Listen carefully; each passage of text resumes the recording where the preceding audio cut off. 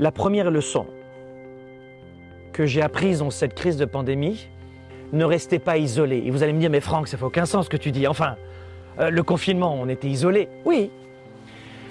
Accentuer les relations avec les autres. Première leçon.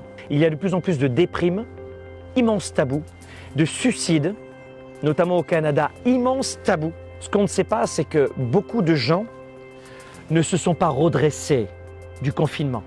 Pas complètement. Beaucoup de gens portent encore les stigmates dans leur cœur, dans leurs pensées et dans leur psychologie du confinement. Énormément de gens. Et c'est un immense tabou. C'est pas le plus important pour moi de savoir si le nombre de cas comptés est le bon cas, s'il faut ou pas, si c'est la deuxième vague ou pas la deuxième vague.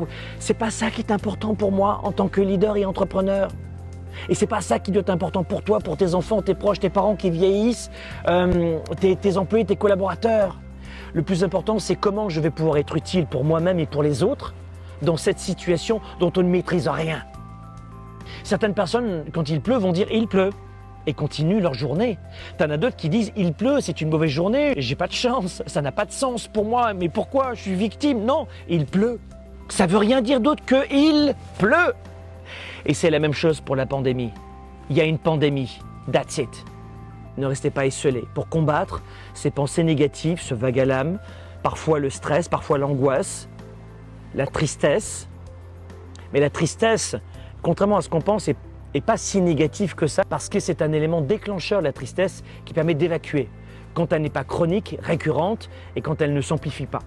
Donc la première des choses, c'est faites en sorte que vous puissiez rester connectés les uns les autres. Appelle tous les jours quelqu'un. Envoie des courriels, des emails. Faites des Skype, des Zoom, des WhatsApp. Connectez avec des gens. Ne restez pas seuls. Et notamment l'Amérique du Nord, qui est extrêmement, on va dire beaucoup plus individualiste que l'Europe et notamment le sud de l'Europe et l'Afrique.